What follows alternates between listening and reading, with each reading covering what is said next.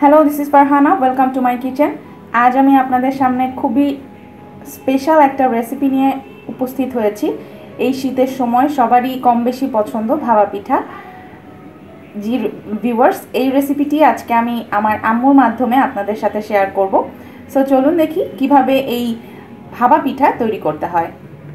ভাপা পিঠা তৈরি করার জন্য প্রথমে স্টিম করতে হবে এটাকে। তো এর জন্য পাতিলের উপরে আটা দিয়ে দেওয়া হয়েছে চারদিক দিয়ে, জাস্ট স্টিম করার জন্য।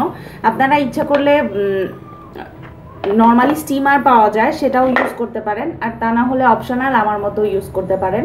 এবার ঢাকনাটা এর উপর দিয়ে দিয়ে দিতে হবে, জাস্ট ইজি ওয়ে। তো এর মধ্যে পানি দিয়ে আমরা অপেক্ষা করব চুলায় রেখে। এর মধ্যে এখন এখানে 1.5 কেজির মতো চালের গুঁড়ো নেওয়া হয়েছে। এই চালের গুঁড়োর মধ্যে লবণ পরিমাণ মতো দিয়ে দিতে হবে। আজকে আমার আম্মু আপনাদেরকে এই ভাপা পিঠাটা তৈরি করে দেখাবে। তো বাংলাদেশে এসেছি, অবশ্যই দেশের স্বাদটা আপনাদেরকে অরিজিনালি দেখাতে চাই। এখন পানি দিয়ে দিতে হবে। এখানে প্রায় 1 কাপের মতো পানি অলরেডি দেওয়া হয়ে গেছে। এখন এটা আমি আপনাদেরকে টোটালি বলবো, মেবি 2 কাপের মতো পানি লাগবে 1.5 কেজি চালের গুঁড়োতে। আর একটু পানি দেওয়া হয়েছে। আসলে এটা পানিটা খুবই মানে একটা কি বলবো, আন্দাজের উপরে অনেকটা করে আম্মু তো সব সময়। তো মোট মিলিয়ে 1.5 কাপের মতো পানি দিলেই আমার মনে হয় ইনাফ, তাই না আম্মু? হ্যাঁ,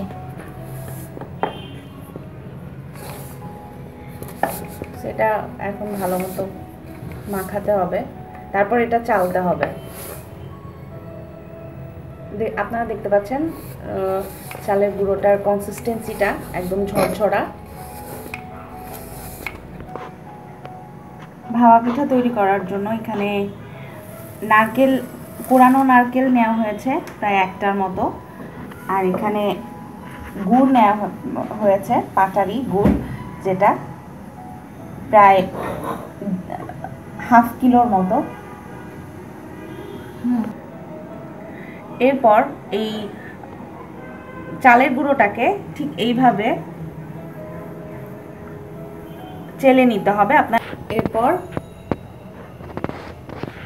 আপনাদের মন মতো গুড় নারকেল দিয়ে বাসায় যদি তৈরি করেন তাহলে বানাতে পারবেন, যে কোনো শেপে বড় ছোট করা যায়।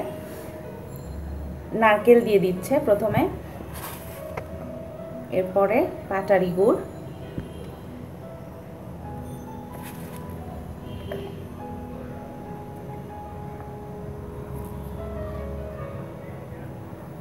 এরপর আবার উপরে এই গুঁড়োটা দিয়ে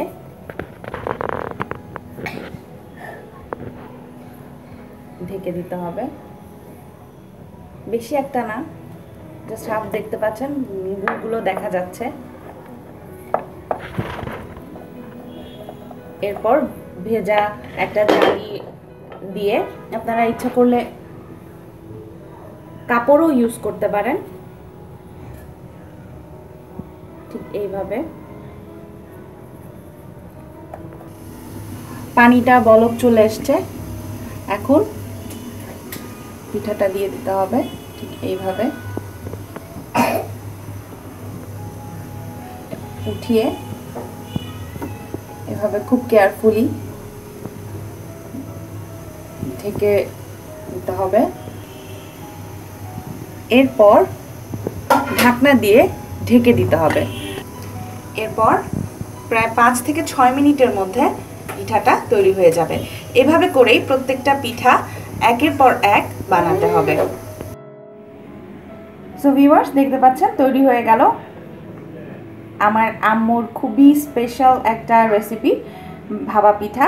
আশা করি আপনাদের সবার ভালো লেগেছে। অবশ্যই বাসায় প্রিয়জনদেরকে নিয়ে তৈরি করে খাবেন এবং আমার জন্য দোয়া করবেন, আমি যেন আপনাদেরকে আরও ভালো নতুন রেসিপি দিতে পারি। কেমন লাগলো অবশ্যই জানাবেন। আরও সব নতুন রেসিপি নিয়ে আপনাদের সামনে হাজির হব। ততক্ষণ পর্যন্ত ভালো থাকুন, সুস্থ থাকুন এবং আমার চ্যানেলটি সাবস্ক্রাইব করুন। ধন্যবাদ।